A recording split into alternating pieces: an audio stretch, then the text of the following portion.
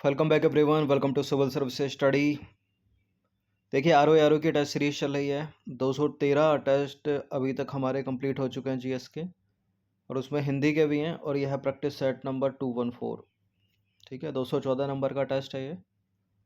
इस test series की playlist बना रखी है, वहाँ पर आप टेस्ट नंबर 1 से लेकर 214 तक पहुँच सकते हैं। डिस्क्रिप्शन बॉक्स में लिंक है उसका। तो चलिए स्टार्ट करते हैं। 20 इंपॉर्टेंट प्रश्न।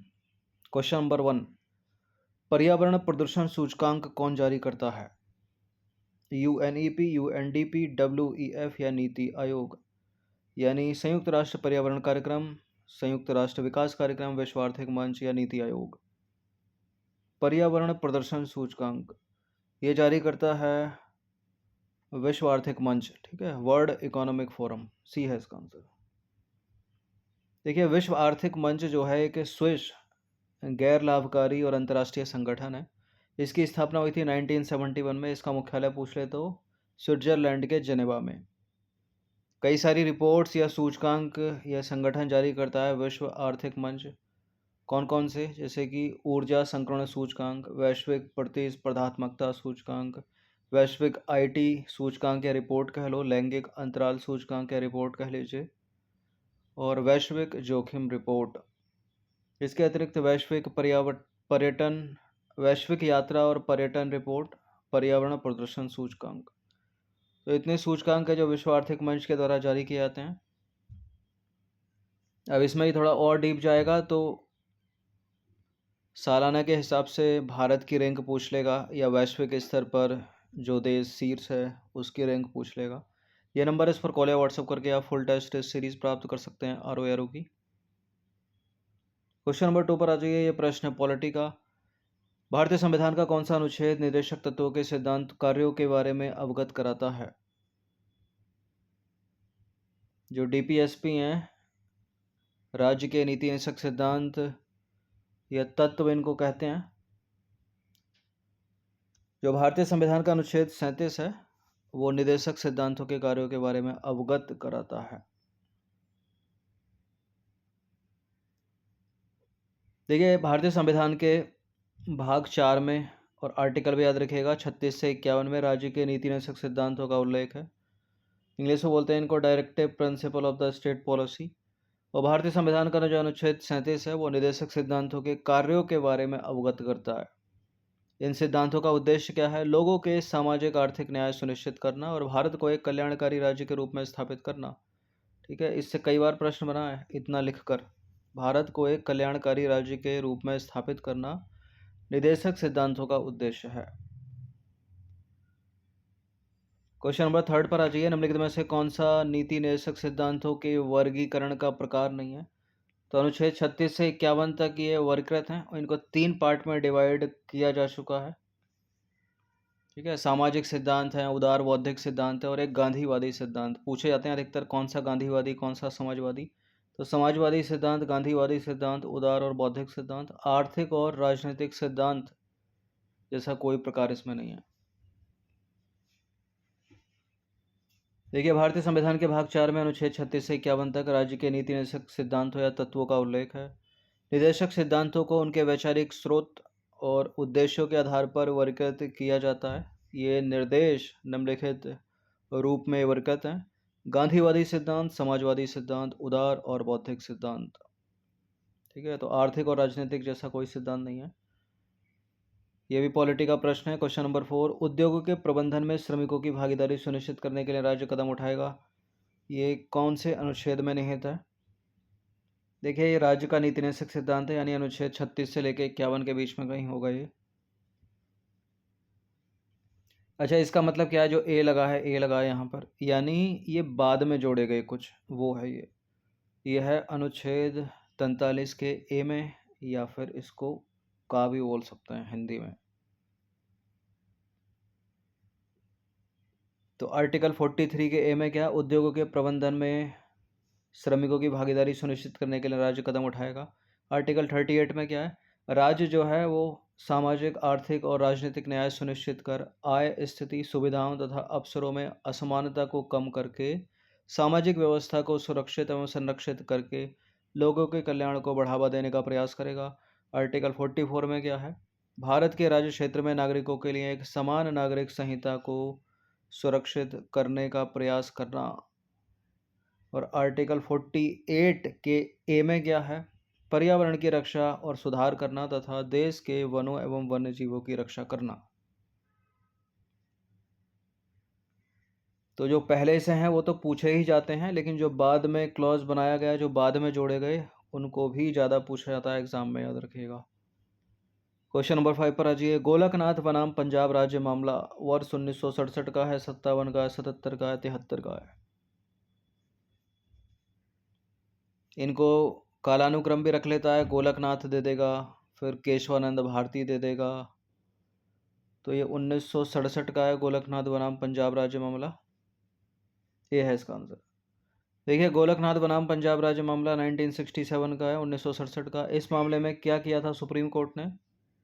इस मामले में सुप्रीम कोर्ट ने घोषणा की थी कि निदेशक सिद्धांतों के कार्यान्वयन के लिए भी संसद द्वारा मौलिक अधिकारों में संशोधन नहीं किया जा सकता। और यह जो मामला था वो शंकरी प्रसाद मामले में सर्वोच्च न्यायालय के अपने स्वयं के निर्णय के विपरीत था। फिर 6 वर्षों के बाद सुप्रीम कोर्ट ने एक और मामला सामने आया, केशवानंद भारती बनाम केरल राज्य मामला, जो था 1973 में। अब इस मामले में क्या किया सर्वोच्च न्यायालय ने? जो गोलकनाथ मामले में अपना निर्णय दिया था उसको बदल दिया, ठीक है, उसको खारिज कर दिया उस फैसले को, और घोषणा की कि जो संसद है यानी हमारी पार्लियामेंट है वो संविधान के किसी भी हिस्से में संशोधन कर सकती है, यानी अमेंडमेंट कर सकती है, लेकिन वह अपनी मूल संरचना को बदल नहीं सकती। ठीक है, तो संशोधन किया जा सकता है मौलिक अधिकारों में, लेकिन जो बेसिक स्ट्रक्चर है उसको चेंज नहीं करेंगे। एंशियंट हिस्ट्री का सवाल है, निम्नलिखित में से कौन सा एक सही सम्मिलित नहीं है? उत्तर रामचरित के लेखक भवभूति, कीर्ति कौमुदी सोमेश्वर, गौड़ बहो वाक्यपति, देवी चंद्रगुप्तम कालिदास। उत्तर रामचरित भवभूति की रचना है, करेक्ट है। कीर्ति कौमुदी सोमेश्वर की रचना है। गौड़ बहो वाक्यपतिराज की रचना है। देवी चंद्रगुप्तम कालिदास की रचना नहीं है। देवी चंद्रगुप्तम के लेखक कौन है? ये रचनाकार हैं विशाख दत्त।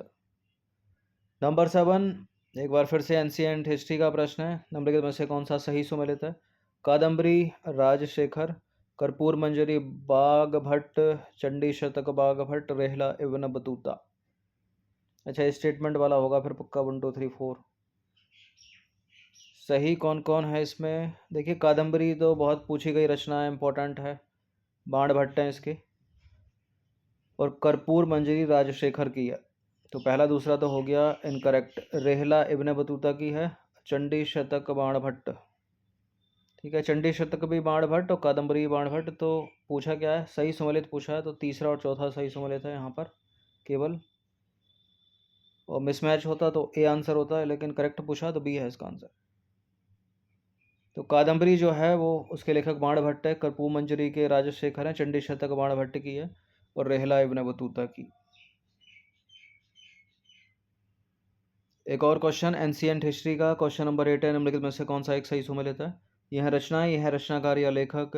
बृहद संहिता, वराहमिहिर, सिद्धांत शिरोमणि, भास्कराचार्य या भास्कर द्वितीय, स्वप्नवासवदत्तम, महाकवि भास, हर्षचरित हर्षवर्धन, हुमायूं नामा गुलबदन बेगम। बहुत पूछा गया इस रचना को, बहुत पूछी गई ये भी, और बहुत पूछी गई ये भी। तो कौन कौन सा इसमें सही सम्मिलित है? देखिए, वृहद संहिता वराहमिहिर की करेक्ट है। सिद्धांत शिरोमणि भास्कराचार्य या भास्कर द्वितीय की रचना, ठीक है ये भी। तो पहला दूसरा हो गया ये करेक्ट, तो इसको हटा दो। स्वप्नवासवदत्तम महाकवि भास की रचना, ये भी ठीक है। हर्षचरित के लेखक हर्षवर्धन नहीं है, हर्षचरित है बाण भट्ट की रचना, इसको याद रखिएगा। हर्षचरित को लिखकर ही एलिमिनेट किया जाता है इसको, या गलत किया जाता है। हुमायूं नामा गुलबदन बेगम बहुत पूछ गए एग्जाम में, तो यहाँ करेक्ट है। 1 2 3 और 5, 4 4 जहाँ है उसको हटा दो, तो ये एलिमिनेट हो जाएगा, ये हो जाएगा, ये हो जाएगा। वैसे तो सारे के सारे मिल जाते हैं इससे, मतलब सारे एलिमिनेट हो जाते हैं, 1 2 3 और 5। तो जो हर्षचरित है वो बाण भट्ट की रचना, ना कि हर्षवर्धन की। हिस्ट्री, अल्लूरी सीताराम राजू का संबंध किस विद्रोह से है? सन्यासी, खोंड, चुआर या रंपा? अल्लूरी सीताराम राजू, इंपॉर्टेंट प्रश्न है ये। ऑप्शन नंबर ए, रंपा विद्रोह से संबंध है इनका। देखिए, अंग्रेजियों के प्रति बढ़ते असंतोष ने वर्ष 1922 में रंपा विद्रोह या मन्यम विद्रोह को जन्म दिया, जिसमें अल्लूरी सीताराम राजू ने एक नेतृत्वकर्ता के रूप में प्रमुख भूमिका निभाई। तो रंपा विद्रोह या मन्यम विद्रोह, दोनों को नाम से याद रखिएगा। इंडियन पॉलिटी का प्रश्न एक बार फिर से 10वां प्रश्न है, राज्य विधानमंडल को स्थानीय स्वशासन से संबंधित किसी भी विषय के संबंध में कानून बनाने का अधिकार किस अनुच्छेद में दिया गया है? अनुच्छेद 371, 223 का ए, 248 या 246? राज्य के विधानमंडल को स्थानीय स्वशासन से संबंधित किसी भी विषय के संबंध में कानून बनाने का अधिकार अनुच्छेद 246 में दिया गया है, 246। देखिए, भारतीय संविधान के अनुच्छेद 40 में पंचायतों का उल्लेख किया गया है और अनुच्छेद 246 में राज्य विधानमंडल को स्थानीय स्वशासन से संबंधित किसी भी विषय के संबंध में कानून बनाने का अधिकार दिया गया है। यह है साइंस का प्रश्न, बायोलॉजी का। सन 1809 में जैव विकास के संबंध में उपार्जित लक्षणों की वंशागति का सिद्धांत निम्नलिखित में से किसने प्रस्तुत किया था? Theory of inheritance of acquired characters. Charles Darwin, Lamarck, Landsteiner, Hugo de Vries. देखिए, ह्वागो डी ब्रिज का संबंध तो म्यूटेशन से, उत्परिवर्तनवाद से। ब्लड ग्रुप की खोज कार्ल लैंडस्टीनर हो गए। उत्तर या तो डार्विन है इसका या लेमार्क है। उपार्जित लक्षणों की वंशागति का सिद्धांत, यहाँ आंसर हो जाएगा लेमार्क, डी लेमार्क। देखिए, जीन बैप्टिस्ट डी लेमार्क ने सन 1809 में जैव विकास के संबंध में उपार्जित लक्षणों की वंशागति का सिद्धांत दिया, theory of inheritance of acquired characters. इसे जो है लेमार्कवाद भी कहते हैं। ठीक है। उपार्जित लक्षणों की वंशागति क्या मतलब? शरीर के जिन अंगों का प्रयोग अधिक हुआ वो तो वर्किंग में रहे, और बाकी जिनका कम किया जानवरों ने, वो धीरे धीरे उनकी आने वाली पीढ़ियों में विलुप्त हो गए। लेमार्क ने इसका एग्जाम्पल जिराफ को देकर समझाया था। जो पहले के जिराफ थे, उनकी गर्दन जो है वो छोटे कद की हुआ करती थी, क्योंकि वे ज़मीन पर उगी हुई घास खाते थे। धीरे धीरे मौसम शुष्क हुआ और ज़मीन की घास सूखती चली गई, तो आने वाले समय में वो अपनी गर्दनों को उचकाना शुरू कर दिया उन्होंने। ठीक है। तो पेड़ों की पत्तियों पर उन्होंने निर्भर होना शुरू किया, तो गर्दन को उचकाते थे।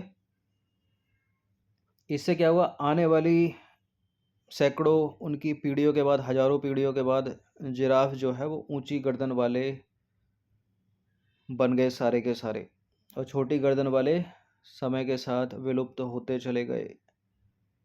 ठीक है। इस तरह से एग्जाम्पल जो है समझाया था। 11th और 12th में अगर बायोलॉजी होगी आपके पास स्कूल में तो आपने पढ़ा होगा ये, या बीएससी की होगी तो पढ़ा होगा, नहीं भी पढ़ा है तो अब पढ़ लीजिए, आसानी है। चलिए, 12वां प्रश्न है, चर्चा में रही स्टैचू ऑफ बिलीफ प्रतिमा निम्नलिखित में से किसकी है? संत रामानुजाचार्य, शिव, बाल गंगाधर तिलक या विष्णु? चर्चा में रही स्टैचू ऑफ बिलीफ प्रतिमा ये लॉर्ड शिवा की है, बी है इसका आंसर। देखिए, स्टैचू ऑफ बिलीफ राजस्थान के नाथ द्वारा में अवस्थित लॉर्ड शिवा की 351 फीट ऊंची प्रतिमा है, तो बी है इसका आंसर। ये ऐसे भी प्रश्न कर लेता है, जैसे क्वेश्चन नंबर 13 है, ये है स्टैचू और ये है अवस्थिति, जो पिछले 4 से 5 सालों में स्थापित की गई। जैसे कि स्टैचू ऑफ इक्वालिटी कहाँ पर? आंध्र प्रदेश में। स्टैचू ऑफ बिलीफ कहाँ पर? उत्तर प्रदेश में। स्टैचू ऑफ पीस कहाँ पर? गुजरात में। गलत सुमेलित पूछा है, सही सुमेलित नहीं। स्टैचू ऑफ इक्वालिटी तेलंगाना में, गलत है ये पहला। स्टैचू ऑफ बिलीफ ये राजस्थान में, ये भी गलत है दूसरा। स्टैचू ऑफ पीस भी राजस्थान में, ये भी गलत है। तो सारे के सारे गलत हो गए, तो मिसमैच 1 2 3 डी है इसका आंसर। देखिए, उपरोक्त तीनों के तीनों गलत सुमेलित हैं। स्टैचू ऑफ इक्वालिटी तेलंगाना में है, और किसकी प्रतिमा है? रामानुजाचार्य की प्रतिमा है। स्टैचू ऑफ बिलीफ ऊपर देखा आपने, लॉर्ड शिवा की 351 फीट ऊंची प्रतिमा है, राजस्थान में स्थापित। स्टैचू ऑफ पीस ये भी राजस्थान में स्थापित, श्री विजय वल्लभ सुरेश्वर जी महाराज की प्रतिमा है।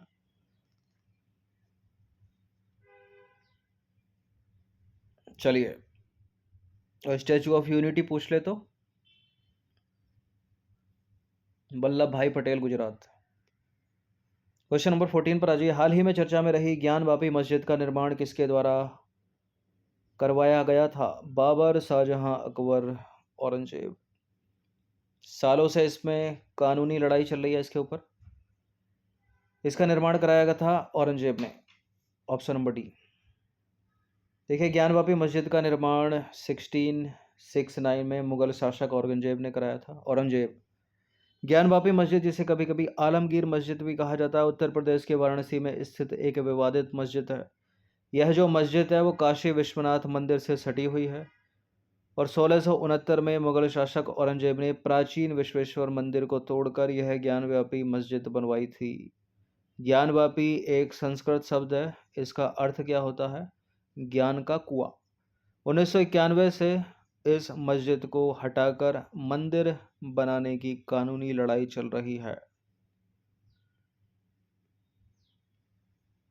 15 प्रश्न हिस्ट्री का इंपॉर्टेंट है। ये निम्नलिखित युग्मों में से कौन सा एक सही सुमेलित नहीं है? ये है दर्शन, ये है प्रवर्तक। ये पूछे जाते हैं एग्जाम में या मैच वैच करने के लिए पूछ लेगा। शाक्य दर्शन के कपिल मुनि, न्याय के गौतम, योग के तो जैमिनी थोड़ी है, पतंजलि है, वेदांत के वादरायण। इसको हमेशा याद रखिएगा, या तो ऐसे करके पूछेगा या सीधे सीधे एक पूछ लेगा। तो योग दर्शन के प्रवर्तक हैं महर्षि पतंजलि। इन्होंने योग सूत्र नामक ग्रंथ की रचना की।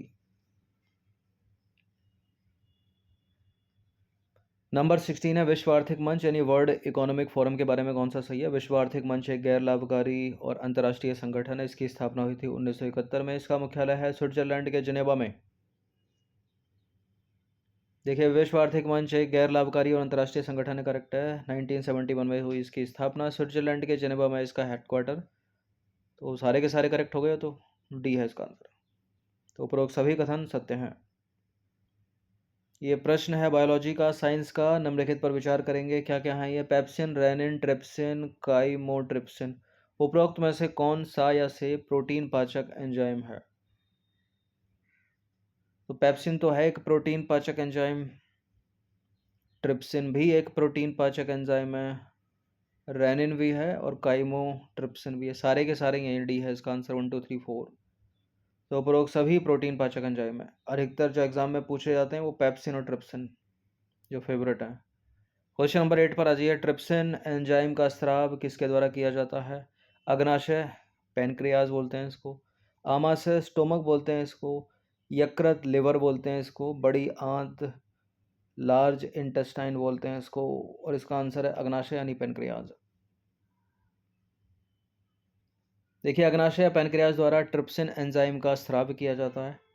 और ट्रिप्सिन जो है एक प्रोटियोलिटिक एंजाइम है जो प्रोटीन के पाचन में सहायक होता है। ट्रिप्सिन को निष्क्रिय रूप में ट्रिप्सिनोजेन नामक अग्नाशय द्वारा उत्पादित किया जाता है। ट्रिप्सिनोजेन सामान्य पित्त नली के माध्यम से छोटी आंत में प्रवेश करता है और सक्रिय ट्रिप्सिन में बदल जाता है। एक लाइपेज बड़ा पूछते हैं एग्जाम में। लाइपेज एंजाइम वसा के पाचन में मदद करता है। हिस्ट्री का प्रश्न है, एंशियंट हिस्ट्री। तुगलकनामा के रचनाकार हैं कौन? अबुल फजल अल बरूनी, इसामी, अमीर खुसरो। तुगलकनामा एक इम्पॉर्टेंट रचना है और ये किसकी है? यह है अमीर खुसरो की। तो तुगलकनामा के लेखक अमीर खुसरो हैं और इसमें तुगलक वंश के सत्तारूढ़ होने की घटनाओं का वर्णन है। अन्य रचनाएं बड़ी इंपॉर्टेंट है अमीर खुसरो की जो एग्जाम में बहुत पूछी गई। खजाइन उल फुतू, आशिका, तारीख ए दिल्ली। ठीक है, यूपीपीसीएस में पिछले 10 से 12 वर्षों में 2 बार पूछा गया आशिका को। किसकी? अमीर खुसरो की। खजाइन उल फुतू, तारीख ए दिल्ली और तुगलकनामा भी। 19 हो गए। अब है अंतिम प्रश्न, यह है ज्योग्राफी का, वर्ल्ड ज्योग्राफी। निम्नलिखित में से कौन सा एक सही सुमेलित नहीं है? यह है बुशमैन, खिरगिज, सेमांग, फुलानी। यानी ये जनजातियाँ वैश्विक स्तर पर वो कहाँ ये पाई जाती होंगी? जैसे कि बुशमैन के सामने कालाहारी मरुस्थल लिखा है, खिरगिज के सामने किर्गिस्तान लिखा है, सेमांग के सामने न्यूजीलैंड और फुलानी के सामने उत्तरी नाइजीरिया। देखिए, बुशमैन कालाहारी मरुस्थल में पाई जाने वाली जनजाति है, खिरगिज किर्गिस्तान में पाई जाने वाली जनजाति है, फुलानी उत्तरी नाइजीरिया में पाई जाने वाली जनजाति है, सेमांग जनजाति न्यूजीलैंड में नहीं पाई जाती। ठीक है, न्यूजीलैंड में जो जनजाति पाई जाती है वो है मारोरी जनजाति, और इस पर प्रश्न बन चुके हैं पहले। और सेमांग जनजाति जो है वो मलेशिया में पाई जाती है। यानी एशिया में। तो 20 प्रश्न थे ये, सब्जेक्ट वाइज अलग अलग सब्जेक्ट के थे। इनकी प्रैक्टिस आप 1 से 2 बार कर सकते हो। आर की फुल टेस्ट सीरीज़ आप प्राप्त कर सकते हो। फुल टेस्ट सीरीज़ में 140 प्रश्न है, PDF फॉर्मेट में वो आपको मिलेंगे पेड टेलीग्राम ग्रुप में। ये नंबर इस पर कॉल या व्हाट्सअप करके आप ज्वाइन कर सकते हैं। हर दिन प्रैक्टिस करते रहिएगा। धन्यवाद।